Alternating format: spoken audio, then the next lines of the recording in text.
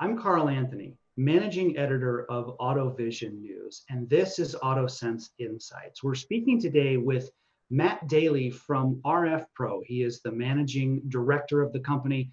And Matt, it's great to see you here at the Brussels edition of AutoSens 2020. Welcome. Thank you very much. Matt, let's start right at the beginning. Tell us a little bit about rFpro and get us up to speed on the company, or tell us about the company for people who may not be familiar with what you do. Sure. rFpro is a simulation environment for the automotive and motorsport industries. And it's used for the development and testing of autonomous vehicles, ADAS, vehicle dynamics, and human factors studies. Essentially, anything that involves driving a vehicle. And rFpro's automotive customers are the largest car manufacturers, tier one suppliers, and sensor developers. And we enable them to simulate, test, and validate new sensors, control systems, and vehicle hardware systems.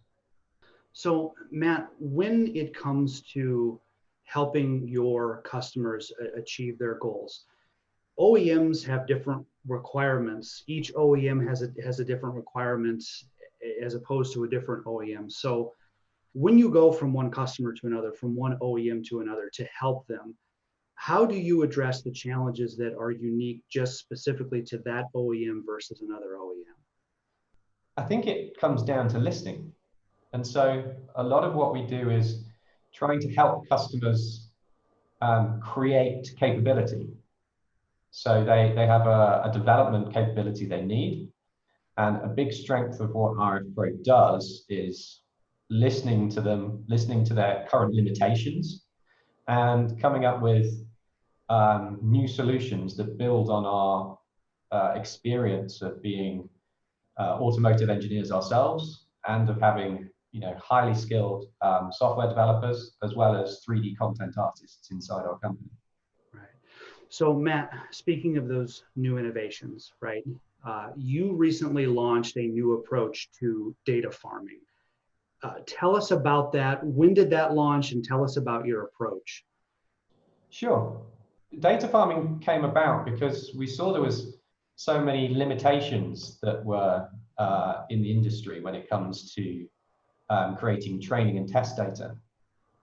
And I think there's three key areas really that rFpro's data farming approach helps us to overcome the industry's limitations.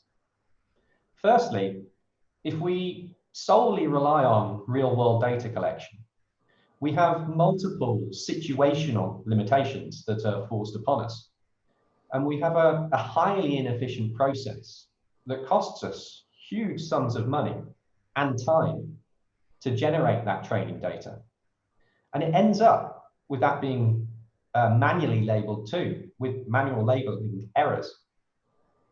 And secondly, now that as an industry we've accepted simulation into the data generation process, rFpro's data farming approach is allowing us to overcome our previous limitations of sensor model fidelity or of data volumes that can be captured.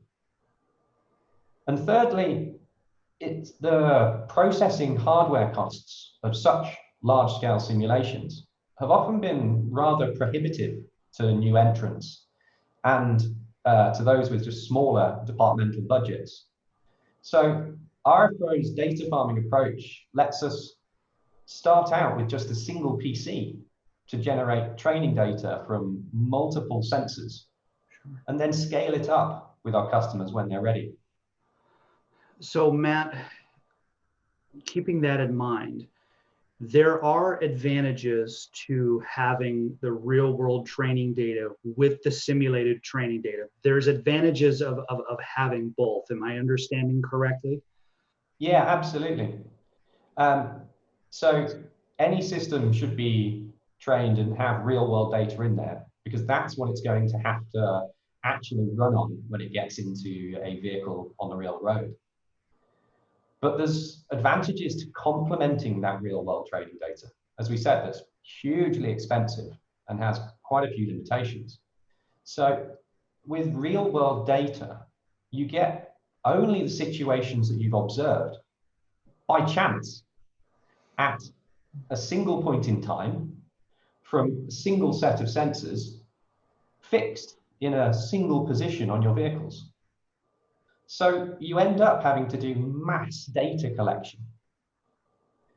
And once you've then sifted through your hours and hours of uninteresting data to find those critical sections, Sure. you then have to manually annotate all of that data, frame by frame, for each sensor on the vehicle. So simulation allows us to concentrate our data production on only those situations we're interested in. And rFpro's flexibility allows you to iterate around those situations of interest, creating a near infinite variation of situations for your training data sets. And that was one of the key areas that Denso and Ambarella, who were early adopters of rFpro's data farming, really jumped on straight away. And it's not just the external situations that can vary, but it's also those internal parameters. So the sensor's setup, the lenses, the view angles, the positions things are on the vehicle. All of those are really easy to adjust and then generate more training data. So Matt, this is a great transition into our next question. There are people in the industry who are worried that the simulated data is being held back or is being hindered by the fidelity of that data. And so let's talk about how rFpro's data farming addresses that challenge specifically. Yeah, so the key feature in the center of rFpro's data farming approach is that it lets the fidelity of the training data simulation move away from any constraints of real-time simulation. So what we can do then is, if we think about generating camera-based training data, we can now generate true motion blur. And we can do that with accurately modeled multi-exposure camera sensors. And we can use 4K or 8K cameras, and we can link them then into stereo pairs or quads around the vehicle. And the key is it still maintains that timing synchronization between each sensor. And you can really take that to the next level. You can even generate a 1 megahertz event-based camera using the simulation as well. And so for LiDAR and radar models, you can start to generate multi-bounce signals. And those can be calculated using physics-based material properties. And alongside all of that sensor's output data, the ground truth is automatically created at the same time, rather than being a secondary manual process. Right. So Matt, with that in mind, talking about the different processes, a couple of minutes ago, you mentioned manual annotation and how much of a process that was, how much time and energy that takes. Now you have new innovations at rFpro with data farming. So how much faster is the data farming approach versus manual annotation? How much quicker is that? We often say it's 10,000 times faster, but I think the exact number is probably much more than that. Sure. Because data farming actually lets you generate multiple sensors at the same time. But it's actually more than just a speed improvement, because you can generate ground truth data that isn't possible from standard sensor outputs, such as perfect pixel depth or the perfect 3D world coordinates of every object in your scene. So rFpro's data farming approach lets you generate high quality training and test data at multiple orders of magnitude, lower cost and time. So I am sure this last question here, Matt, I'm sure that we've covered this in so many words, but I want to make sure that we ask it directly, because many of our AutoSens attendees their engineers working in the field, their vehicle perception technologies working in the field and working on this technology. So this approach that you've talked about to data farming, why is this so important to engineers who are currently working in the field right now? I think it comes down to the third point I mentioned at the start, and that's that previously, producing such high levels of vehicle level synthetic training data was only available to those with really big processing hardware budgets. So we believe at rFpro, we've leveled that playing field with rFpro's data farming approach.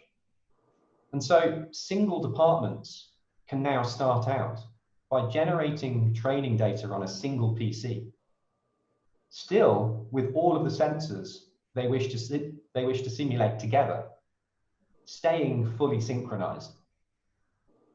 And then when they are ready to increase that training data volume, it's simple for them to spread out either across multiple machines in a single simulation, or to start running multiple simulations across a suite of available machines.